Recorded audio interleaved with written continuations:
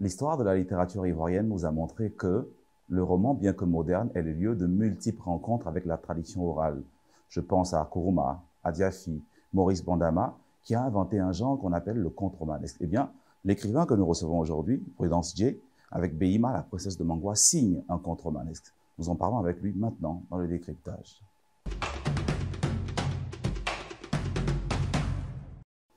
Prudence J, aurait-on raison de dire que Behima, la princesse de Mangwa, est un conte romanesque?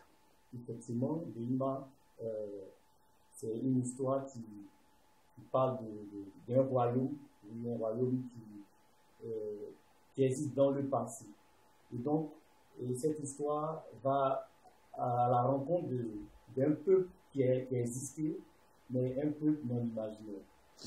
Oui, on aurait pu dire que, parce que là, les mots que vous employez, on penserait à un roman historique, avec des dates, avec des documents des archives, mais ici, là, concrètement, on n'est pas dans un univers historique, on est dans un univers fantastique. Donc, je pense qu'on est plus proche du roman, pardon, du conte que du roman historique. Effectivement, effectivement. Par Behima, je voulais montrer, je voulais parler de ma famille. En fait, il y a d'abord Behima, qui est un nom qui vient de mon père, et aussi il y a Mangwa, qui a existé réellement. Le royaume de Mangwa. Voilà, le royaume de Mangwa a existé, mais sous un autre nom. Sous un autre nom. Cependant, l'univers dans lequel on baigne n'est pas réel du tout. Effectivement. Donc, on est vraiment, on a toutes les recettes du conte, mais il est mis en prose ici, il est beaucoup plus long que le serait un conte dans un recueil de contes, par exemple. Donc, on est, je pense bien, dans le conte romanesque, je pense au Fils de la femme mâle de Maurice Bandama, que vous connaissez certainement. Alors, est-ce que le fait de partir recueillir cette histoire-là, il y a chez vous un désir de conservation et de transmission de la tradition? Effectivement. À la base, c'est vrai que je suis né à Abidjan, mais très tôt, j'ai été envoyé près de mes grands-parents avec lesquels j'ai grandi. Je crois que c'est à l'âge de 5 ans. Et donc, ma petite enfance, je l'ai fait avec mes grands-parents. Et donc, j'ai baigné dans une atmosphère de conte, voilà, au village, après les yeux. Voilà, on avait des grands frères qui racontaient. Et donc, je crois que c'est de là que vient le déclic, c'est là que je puise cette inspiration. Donc, il est vrai que vous parlez de vos origines, des origines de ce désir de raconter, mais vous dites très peu. Est-ce que vous pensez que ce conte, aujourd'hui écrit en 2024, cette histoire que vous racontez, il y a quelque part envie de se dire, bah, j'ai bien envie de transmettre cette histoire à d'autres générations? Effectivement, effectivement. Comme je le disais tantôt, j'ai grandi dans une atmosphère de culture, si vous voulez. De culture traditionnelle? Culture traditionnelle. Et j'ai entendu beaucoup d'histoires de mes grands-parents. Voilà.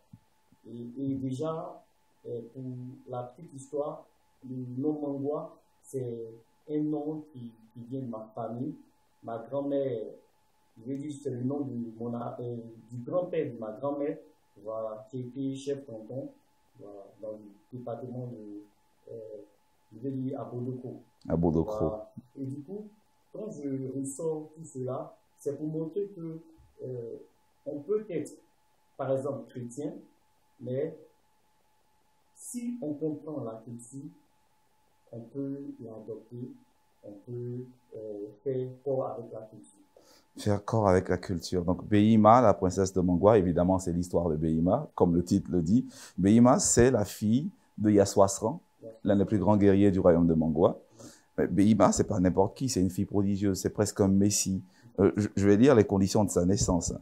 Quand on entendit le cri du bébé, le futur père se leva spontanément et se tint debout devant la vieille de 115 ans qui le tenait. Elle avança en tremblotant comme si elle était en transe. Il avait été prédit que cet enfant naîtra avec beaucoup de mystère. Il paraîtrait même que son trône transcenderait les autres royaumes et que, habitants de la terre, se mettront à sa disposition. Même les habitants de l'eau et ceux de l'air reconnaîtront sa grandeur. La vieille femme remit l'enfant mystérieux à son père. Behima, fille mystérieuse, Messie, comme dans toutes les histoires de ce genre, il faut toujours qu'il y ait un Messie, un sauveur pour venir aider le peuple. Pourquoi ce besoin nécessaire de sauveur? Pourquoi est-ce que le peuple ne se sauverait pas lui-même? D'abord, le royaume de Mongwa, c'est un royaume de sa grandeur, a influencé, je veux dire, son entourage. Du coup, cela a suscité beaucoup de jalousie.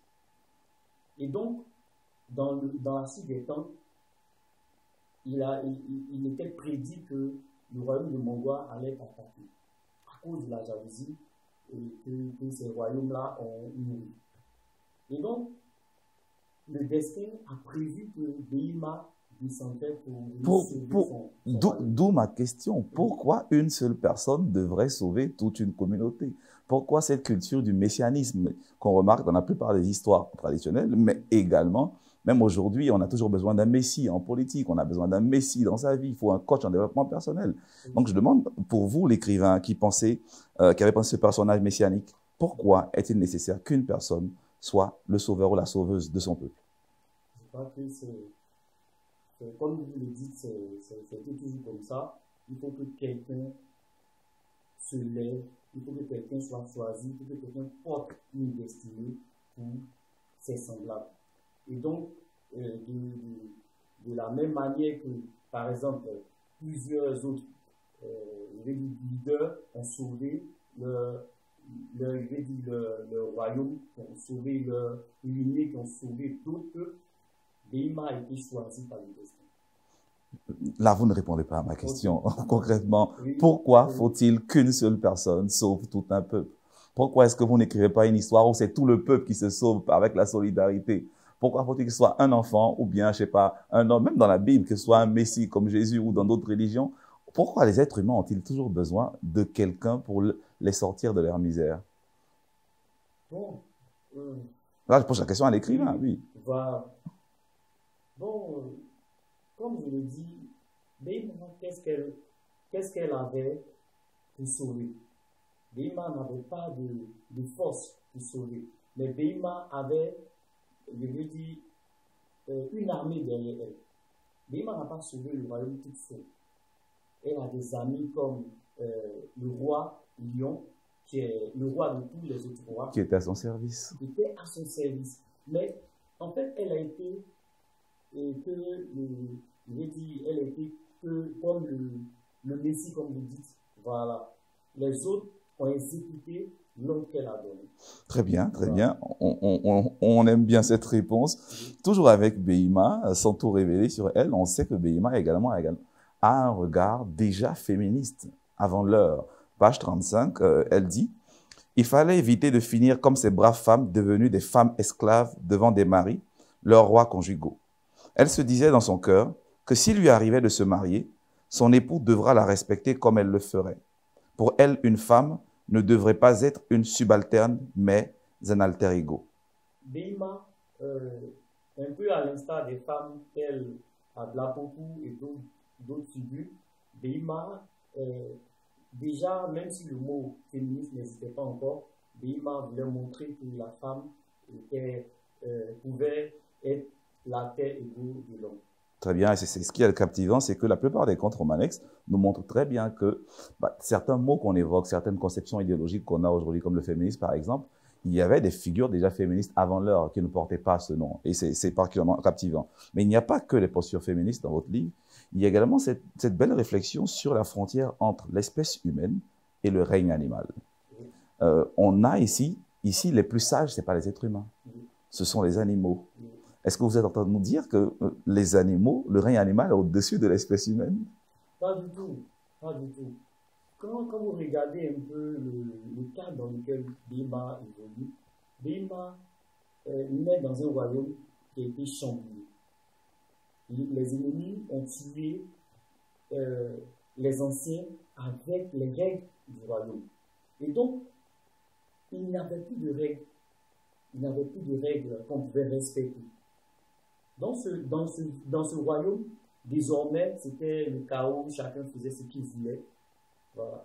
Et donc, tout cela a contribué à ce que Behima puisse rencontrer, comme vous le dites, le règne animal, rencontrer les animaux. Et là, c'est dans un autre cadre. Voilà. J'appelle ça un monde universel. C'est un creuset dans lequel l'homme comme l'animal peuvent se rencontrer. En parlant de ça, quand j'étais tout petit, on nous disait, voilà, des féticheurs qui parlaient avec des animaux quand ils arrivaient dans un village. Il y a des féticheurs qui rentraient en bourse, qui disaient, en voulant, par exemple, un médicament pour le paludisme, ils pouvaient parler à une plante, lui dire, bon, je viens de cueillir, mais c'est pour guérir telle maladie. Il y en a qui nous disaient que, même quand ils rentraient dans la bourse, il y a des plantes qui parlaient, qui disaient telle ou telle maladie qu'elles pouvaient soigner. Au final, on va dire oui, que les humains ont beaucoup à apprendre du règne animal et même du règne végétal. effectivement. Très bien. Et nous avons également beaucoup à apprendre de quelqu'un qui a hâte de poser une question, l'instant lecteur. Salut, je suis Abam Getia Yao. J'aimerais savoir, est-ce que vous vous êtes inspiré du personnage d'Abla Poku pour imaginer Behima? On peut dire que Behima est inspiré du personnage d'Abla Poku. Parce que, ici, comme Abla Poku, Behima est une figure qui va sortir son peuple d'une mort certaine. Son peuple qui est attaqué, qui est acculé par ses ennemis. Et donc, Behima peut être comparé à Abla Poku. Behima peut être, en effet, je crois bien, comparable beaucoup. Pendant tout le temps que je l'ai lu, j'ai cru que c'était beaucoup une sorte de réécriture, même s'il n'y a pas le fameux passage de la rivière du fleuve avec les hippopotames et tout, selon les versions en tout cas. Au final, pourquoi ce livre aujourd'hui? Pourquoi pensez-vous que ce livre, il est opportun de le lire aujourd'hui? Un livre sur une histoire fantastique d'un monde peut-être qui a existé, mais que vous réécrivez, avec des animaux qui parlent et tout. Pourquoi pensez-vous qu'on devrait lire ce livre aujourd'hui? J'écris ce livre pour montrer que le monde peut vivre en symbiose. Tout d'abord, les hommes entre eux d'abord, et aussi les hommes doivent savoir que le monde dans lequel nous vivons a été créé pour que nous puissions vivre en symbiose.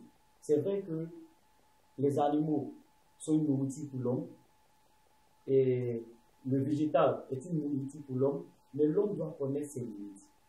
Et donc, quand vous lisez le livre, vous allez voir qu'à un moment donné, il y a le vautour qui va se moquer de l'espèce humaine. Le vautour qui a vu... Qui va dire que les hommes ne sont pas intelligents. Il est intelligent parce qu'ils leur ont fait un festin gratuit. Voilà. Un festin de cadavres. Un festin de cadavres. À cause de quoi? À cause de la guerre que les hommes, par exemple, pour ne pas trop appuyer sur le mot. C'est votre droit, hein? Vous êtes voilà, écrivain. À cause de leur, par exemple, leur idiotie, ils se sont levés pour attaquer d'autres peuples et qui les ont tués pour que, voilà, ces personnes-là soient livrées comme festin. Ce livre est donc une critique de la logique de destruction de l'espèce humaine. Effectivement. Mais il y a également un parti pris écologique. Vous critiquez la destruction de l'environnement aussi. Effectivement. Donc, le peuple des Alepouais est un peuple qui aime la guerre. Et donc, le procédé que ce peuple a utilisé, c'est la guerre par brûlure. Je veux dire, ils mettent le feu à la bouffe. Un peu comme Samori Touré à l'époque. Un peu comme Samori Touré. Et donc, pour pouvoir combattre leurs ennemis, ils mettaient du feu. Or, nous sommes sans savoir que la nature est l'habitat, il peut dire l'habitat des bestioles. Et donc, les animaux qui vivaient dans cette broussaille-là souffraient de feu de bouffe. Et donc, je profite de ce livre pour dire aux hommes de protéger l'environnement. Voilà, de protéger l'environnement parce que, en protégeant l'environnement, nous protégeons notre cadre de vie. On protège l'environnement. Donc, au final, je crois bien, je pourrais être d'accord avec vous pour dire que le conte est le genre approprié pour diffuser une pensée écologique. Parce que dans le conte, les animaux parlent, ils ont droit à une conscience, ils ont droit à la parole, ils peuvent juger les hommes. Effectivement. Oui. les animaux prennent la parole pour montrer ce que l'on doit savoir. Si un homme le disait, peut-être qu'on le traiterait d'exagéré. Mais l'animal qui vit dans cette terreur-là, c'est lui qui prend la parole et qui montre aux hommes que, en agissant pareil, ils détruisent une partie de l'humanité, ils détruisent une partie de l'harmonie naturelle. Vous avez parlé d'humanité. Notre humanité à nous, entre les lignes, est constituée de grandes figures de la littérature. Il est temps de leur rendre hommage, les grandes plumes. Serge Bilé, journaliste, écrivain et réalisateur franco-ivoirien, né en 1960 en Côte d'Ivoire. Il est surtout connu pour ses travaux qui mettent en lumière l'histoire et la culture des Africains et des Afro-descendants. Parmi ses ouvrages notables, on trouve Noir dans les camps nazis, paru en 2005, qui documente les expériences des Noirs pendant la Seconde Guerre mondiale, et La légende du sexe surdimensionné des Noirs, paru en 2004, qui explore et déconstruit les stéréotypes raciaux. Bilé a également écrit Café au lait, paru en 2003, un roman sur les réalités des relations interraciales. En tant que réalisateur, il a produit plusieurs documentaires sur des sujets similaires, contribuant à une meilleure compréhension des questions raciales et historiques. Son travail est reconnu pour son engagement à défendre les droits et la dignité des Afro-descendants à travers le monde.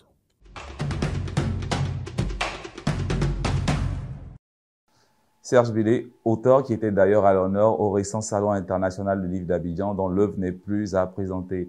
Peut-être seriez-vous très bientôt notre prochain Serge Bilé, voire plus. Serge Bilé, c'est un auteur que j'admire beaucoup. Voilà, et grâce à lui, je peux dire que j'ai une longue vision de ma carrière d'écrivain. On vous le souhaite, on vous souhaite. On souhaite d'aller le plus loin possible, de produire encore plus de livres, plus beaux que ce joli contre-Manex Béima, la princesse de Mangwa. Alors, quels sont les écrivains qui vous ont le plus influencé dans votre désir d'écrire, dans votre processus de création? À la base, je ne lisais pas beaucoup les auteurs africains. C'est votre droit, hein? À la base, je ne lisais pas. Tout petit, j'avais un seul livre que j'aimais lire, c'était Honoré de Balzac. Lequel? C'était Eugénie de Grandet. Ok, Eugénie Grandet. Eugénie Grandet. Et puis après, il y avait le père Goriot. Voilà. C'est plus tard que j'ai commencé à lire les auteurs africains. J'aime beaucoup Amadou Kourouma. Voilà, parce qu'il me fait découvrir les pans de l'histoire qu'on ne connaît pas. Voilà. Donc vraiment, c'est... Très bien. Et si vous ne deviez choisir qu'un seul auteur comme auteur fétiche, ce serait de qui? Je vais à Amadou Kourouma parce que son écriture, son style est atypique. Et donc, c'est l'influence d'Amadou Kourouma qui m'a poussé à mettre des mots de mon ethnie. Voilà. Donc, Amadou Kourouma qui vous a influencé, célèbre auteur ivoirien, d'ailleurs dont l'univers se rapproche un peu dans certains livres. Je pense à Monnaie, Outrage ou Défi, que vous avez certainement lu. Alors, d'où vous est venue l'idée d'écrire Béima, la princesse de Mangwa? Béima m'a été inspiré d'abord de ma grand-mère. Déjà tout petit, elle me parlait beaucoup de son grand-père, de son père, qui était chef canton. Elle me parlait beaucoup de la famille Mangwa. Et donc, quand j'ai voulu écrire, la première des choses qui m'est venue, c'est le royaume de Mangwa. C'est plus tard que j'ai ajouté Béima, la princesse de Mangwa, puisque je parlais dans mon intrigue, je parle de la princesse qui deviendra plus tard reine. Voilà. Donc, c'est déjà grâce aux enseignements, grâce aux histoires que ma grand-mère me racontait quand j'étais petit. Alors, Beima, Princesse de Mangwa, c'est un livre de littérature jeunesse, finalement, on va dire. Effectivement, effectivement. Votre cible, votre lectorat, ce sont les jeunes. Pas forcément, mais un jeune, je peux dire même un enfant de 9 ans qui sait déjà bien lire pour lire Beima.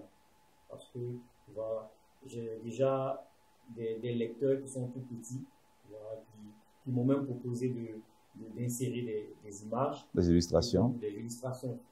Voilà. Donc, on peut dire que c'est dans la fourchette entre 9 à, je peux dire, à 55 ans, 70 ans, à 100 ans. Voilà. Très Parce bien. que l'histoire enseigne.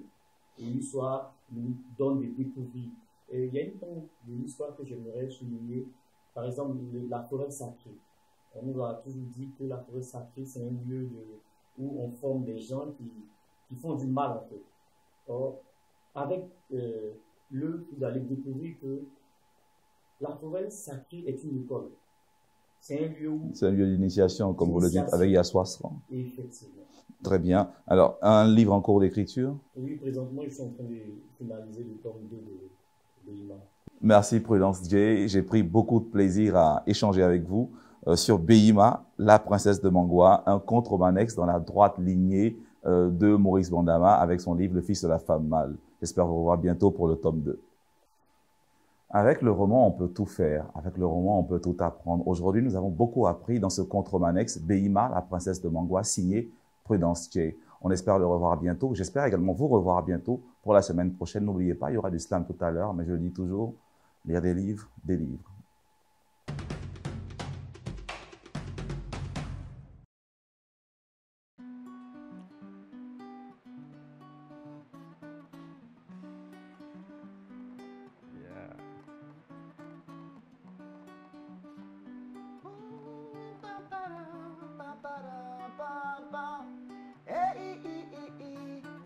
Abidjan, c'est pas forcé. Non, non, non, non, pas forcé. Abidjan, c'est pas forcé. Non, non, non, non, pas forcé. Sur la toile, j'ai entendu parler de tes rues aux éclats 5 étoiles. Brevet d'accès au chômage, me voici dans ton beau paysage. Pas besoin de passer parmi les changeurs ou de grimper des immeubles sans ascenseur pour dire ton nom. Djal Babi, la perle des lagunes, la saveur de ton mets préféré m'a fait oublier le mets de mémé. Du biokosé au foutou banane, aujourd'hui je m'en garba. J'ai compris avec toi que ce n'est pas qu'en allant là-bas que la vie change. Tes rues pleines de princesses aux fesses qui agressent, dressent et dégraissent, avec elles de jour comme de nuit, jamais on ne s'ennuie. Collant, mini, jean pété puis se tresser. Le soir, rendez-vous dans un bar maquis ou boîte pour déstresser. On se fracasse au rythme des roues casse-casse. Dose de jus de maïs et de tabac dans nos têtes se tabassent. La journée, elle vend de l'eau glacée et du lotus. Le teint multicolore, la nuit, elle vaut de l'or. Le lendemain matin, les caniveaux étouffent de dessous, de préservatifs et de fœtus dont la pourriture enfante les microbes qui anémient la population au passage. Les anarcheurs sont partout. Le renard passe-passe, chacun à son tour. Les tours se comptent en alphabet, les voleurs font bouche B. Le costume est vulgarisé, les vendeurs d'illusions y sont déguisés. À la gare, les fils de Marley sont calés, prêts à te palper et décaler, ils ne sont jamais lucides. À petit feu, ils se suicident. Cigarettes, drogue et alcool font corps avec leur corps. Leur gamme, c'est la bagarre. Ils se tabassent à sang et ils s'en garbent. Quand c'est gâté, on oublie Molière au profit de Nash. Toi, tu saches, le baoulé au profit du Nouchi. A au une batting bling bling. Sangosia Klonde. Abidjan, c'est pas forcé. Non, non, non, non, pas forcé. Abidjan, c'est pas forcé. Non, non, non, non, pas forcé.